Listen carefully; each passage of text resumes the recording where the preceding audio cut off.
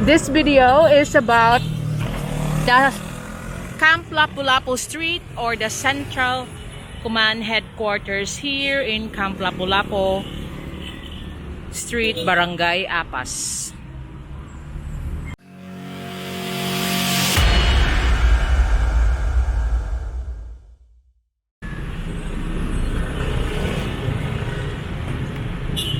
I'm here right now in Camp Lapu Lapu Street, the home of our Central Command Armed Forces of the Philippines. This is called the Camp Lapu Lapu Central Command, Cebu City, and most people know about this, but as foreigners you might be wondering, what is this side? That is the Salinas Drive, and that's the JY Square Mall here in Lahug, Cebu City.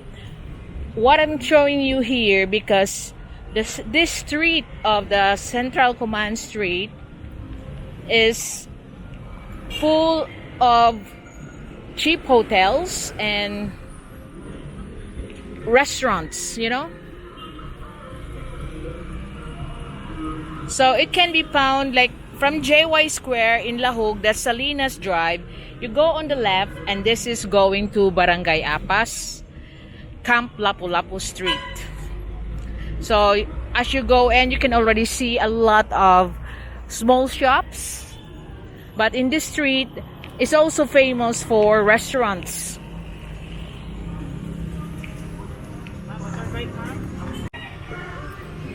So here, this is Wilson Street, Apas, Lahug, but most people call this as Camp Lapu Lapu Street. Now over there you can see there's Kauna Grill, and if you look on the other side, you already see up ahead seafood restaurant, Monster Crab, OK Hardware, Sugbro. So like I said, this area now has become popular for small restaurants and budget hotels. So there's Kauna Grill there, and the one that's open on this side is Sugbro, which is lasagna, pasta, burger, Pinoy dishes.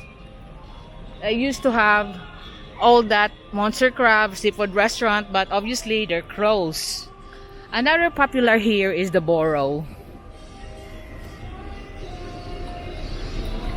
The Boro is unlimited chicken wings and rice, and a drinking place as well. That's Buchero there, Monterey gift shop, and one of the famous shop here is the Japanese Nihon Mono.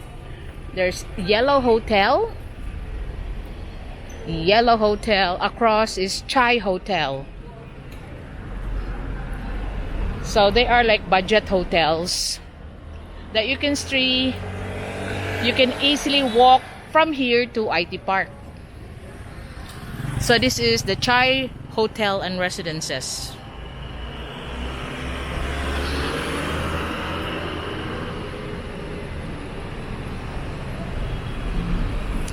And here on across it, on the left side, and that's the Yellow Hotel.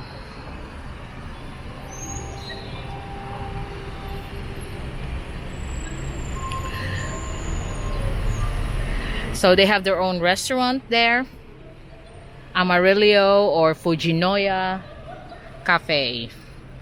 Now here, as we go on walking, on the left side, that's the Nihon Mono. Those are the used quality items from Japan.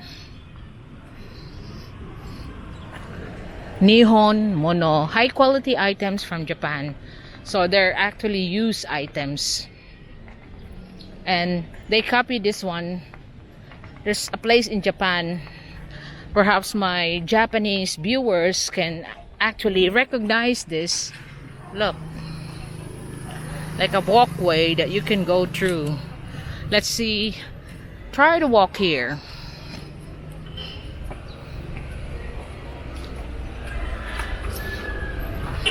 So it's just like walking in that whatever it is in Japan. I just forget because like my vlogs are not planned, is spontaneous, and that's how this thing looks like. I think my Japanese, like my Filipino Japanese viewers who's watching here can recognize what is this place. Just correct me. And there's the arcade. You got the Cebu Pupils Co-op, washing shops. But this is one big Japanese shops. You know how it is in Japan with second-hand items. That's quite big in Japan. Like they have proper branded how they are, and they check everything that they sell that it's still functional.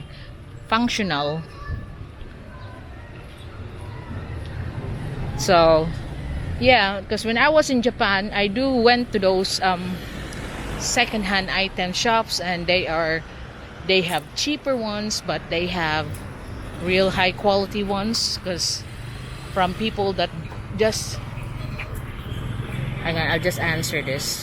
So continuing on, that's the way to the Saint Therese Church, and like I have to look back, you still can see this is one of the main streets here in Lahug, and one of the safest because you're actually near the military headquarters central command.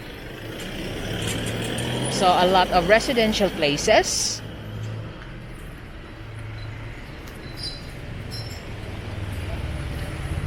There's a man lying on the street, but you know, it can't be helped.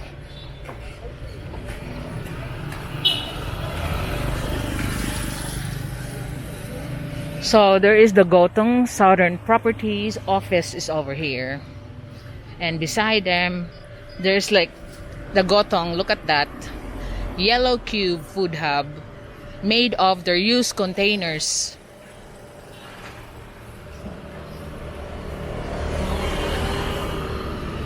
You know, like they have a little restaurant there, and different food kiosks is renting on the little shops. I'll have to cross over and let you have a look.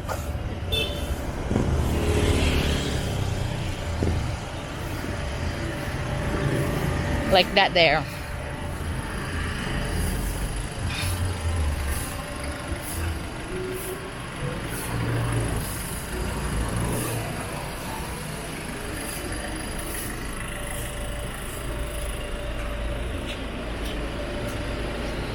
And that's a mansion. Unsa kay na siyang kuha na diha dong? Sa Gotong ni. So that one's a One Wilson Place. That's one big house here in Wilson Street, Lahug. So continue walking here in Wilson Street, Lahug.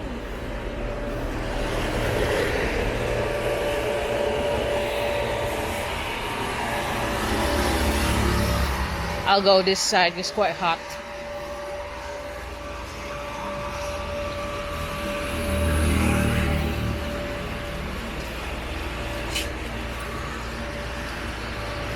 You can see that the road's wider as well,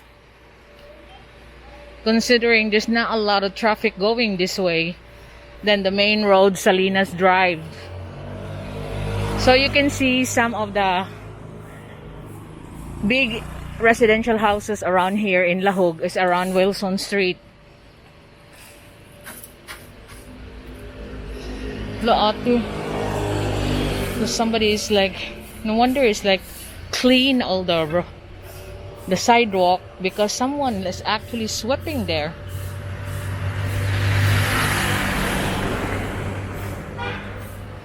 Maybe she's working for the barangay. Just to find a job, she off to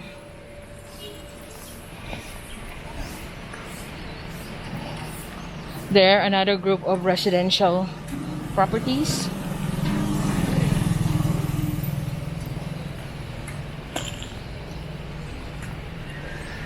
You can see that they are the old residential properties. This one used to be very popular nighttime hangout. You know, you can buy barbecues and food, and you can actually drink from here. It's called the Manggahan. A lot of my classmates there used to go there or here across, but unfortunately they are now closed. Manggahan, a hangout for drinking. And this one as well, One Stop, Root Stop Plus. That's another like bar or just grilling place. And you got here all this, the Janios. And this Camp Lapu Lapu. Camp Lapu Lapu used to be open to the public, that you can do driving range, basketball, and even rent the place for venues of your events. I have attended like a Christmas party, class Christmas party here, and there's a lot of food places around. I think serving all the military there, and also good for jogging place.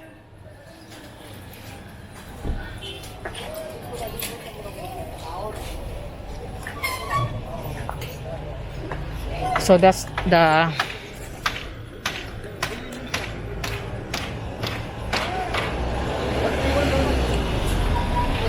Tambayan Resto Bar, Billiard Place, Laguna Culinary. You know the Kapi Laguna, they have a culinary center here in Wilson Street, Lahug. That's the Camp Lapu Lapu headquarters. So you end up here.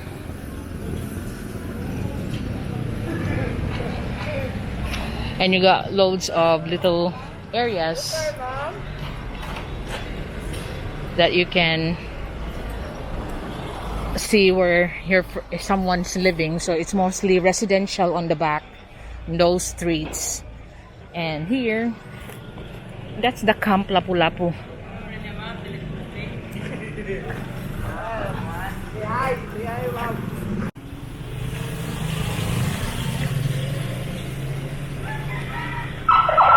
So this is also one famous boneless crispy lechon here in Apas, is Tatang's extra crispy boneless lechon. But I'm going now to one famous landmark here in Barangay Apas, is the Saint Therese Church.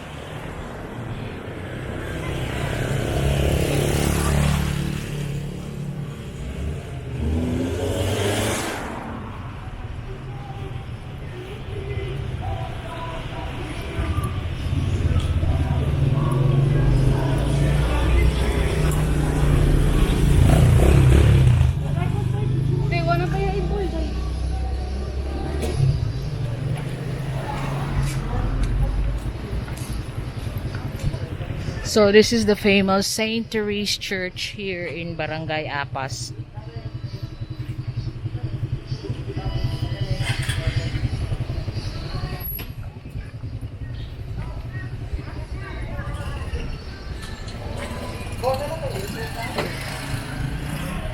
They have the parking spaces over here going up and here on the way, because you can see the actual church itself of Saint Therese have no parking space. So there's an exclusive wedding. That is what weddings are here. The actual bride is with a vehicle that got the flower. So I'm actually witnessing wedding. So here is the marker of the Saint Therese Church. That's the parking space here on the side with all these plants.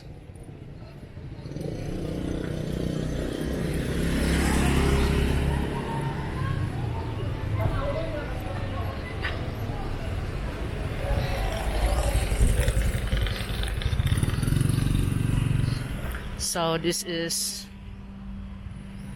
the logo of the Saint Therese Church. here in Apas. So there's the bride now preparing to go in.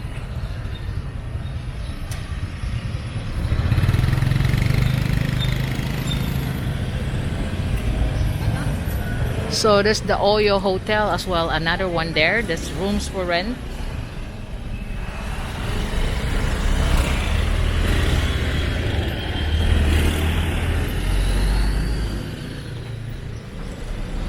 That one that will take you again to Salinas Drive, this road.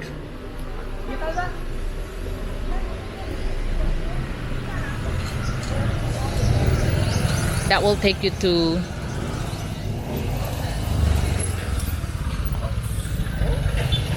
Shell gas station. And here, that's residential places there.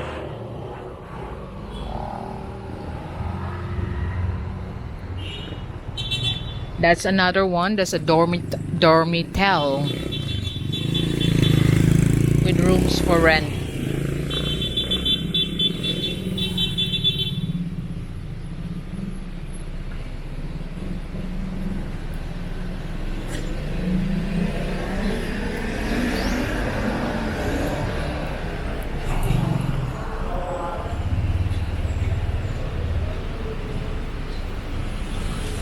I can't get in there because there's a special wedding, but I'll let you have a glimpse of what the St. Therese Church looks like. That's the wedding.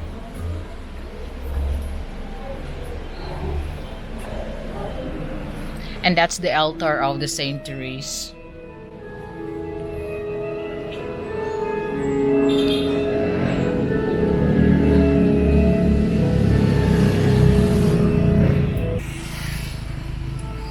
So this is the vicinity of the St. Therese Church, and I'm now walking out here towards Salinas Drive again, because these are like the connecting roads, mostly residentials from Salinas Drive. This is still part of the St. Therese Parish.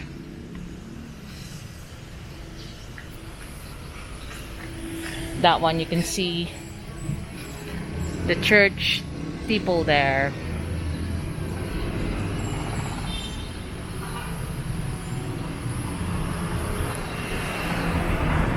So continuing on,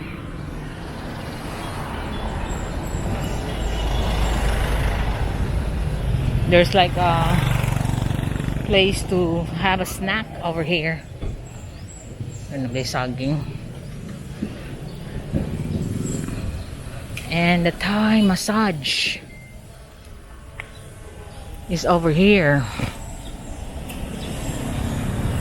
which now house all this pungko style of snacking.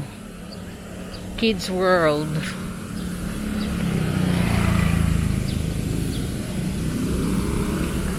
And of course you come out here on the Shell gas station.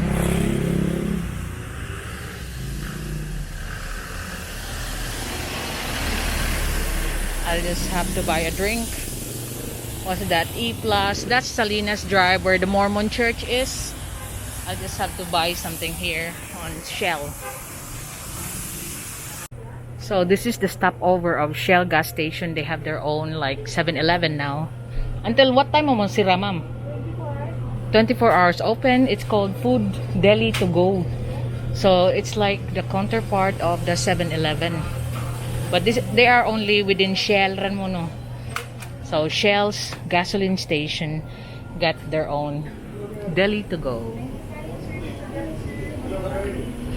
So I'm just buying a bottle of drink. Coffee mga pastries, natin mga promo ha, better together. Kana lang saga. How much? 50 grams na. Okay, 57 for my Pocari Sweat. Daraga, oh. May Shadow Plus man, ako na ba ito? Well, SM Advantage na, ma'am. Okay. Nanya pa sa rin mga promo mo ha, better together mo. I think, unya na, una sa ito. Unya na, kauman ako gino. Tubig, ma'am. Pinsira. Kana lang sa gas. Oops, your face shield porcelain has dropped. Oh, there's our chocolates here. 43 mo, please, ma'am. Salamat, ma'am. Thank you so much. Ingat ba yung ng balik-balik? Thanks.